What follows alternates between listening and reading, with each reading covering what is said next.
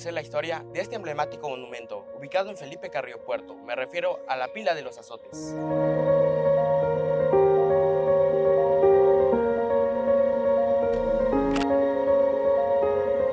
Ahora nos vamos a dirigir a la Casa de la Crónica para conocer más de esta historia.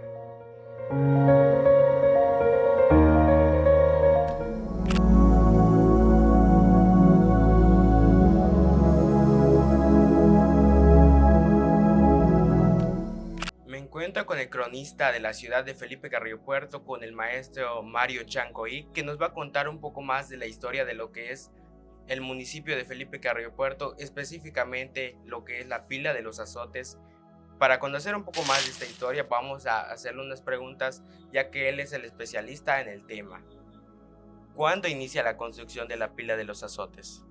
Bueno, una fecha exacta no se tiene, sin embargo, se estima que su construcción fue entre los años de 1918, poco después de que asumió en el cargo de gobernante quintanarroense, el general Francisco Maypech. ¿Cuál era el uso que le daban a la Pila de los Azotes? Bueno, en un principio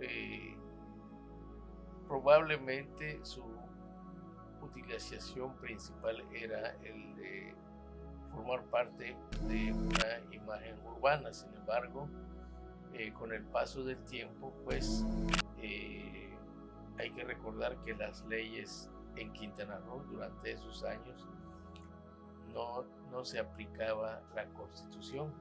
Entonces las leyes la ejercía el gobernante en turno. Entonces se decidió que los castigos por diferentes delitos se realizaran mediante los azotes corporales. Y en este caso, pues, a los locales se les azotaba debajo de la puerta principal, a la entrada de la iglesia. Ahí se les azotaba, y a los foreños o a los que vienen de fuera se les azotaba entonces en lo que ahora se conoce como la Pila de los Azotes. ¿Tiene una cantidad estimada de cuánto es lo que se hacía en la cantidad de los azotes? No, nunca se llevó un registro como tal, puesto que era de uso público.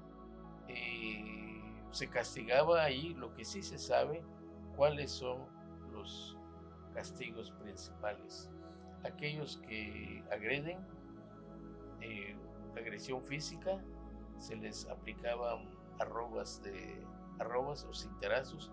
El arroba es una medida de peso y fue tomado de la historia de Yucatán, donde se ejecutaba o se latigaba a los esclavos mayas. Entonces se colocaban pedacitos o gotas de plomo en las puntas del juguete, y su peso total era de una arroba, y ahí se tomó.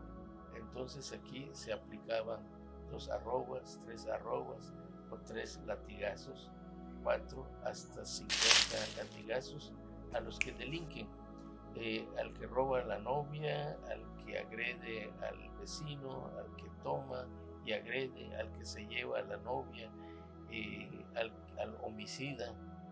Todos ellos eran castigados de acuerdo a estimaciones del general en turno, del gobernante en turno, que en este caso fue el general Francisco Maypech.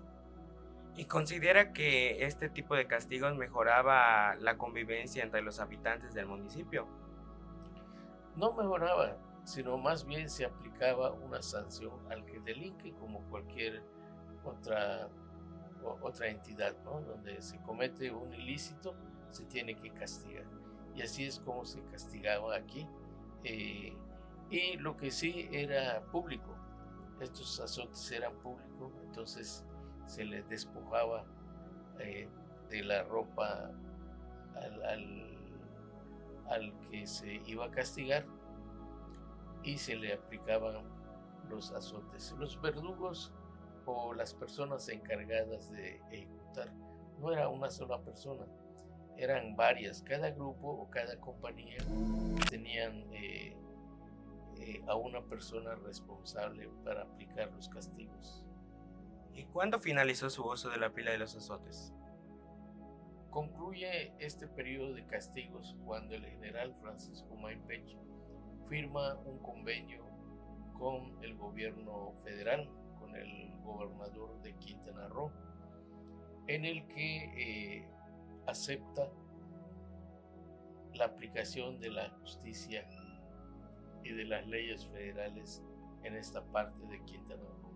Entonces, con esta nuevo acuerdo, se permite la entrada primero de los maestros, se permite la aplicación de la Constitución política y también se crea el primer cementerio, porque en un costado, o más bien en una de las esquinas de la iglesia,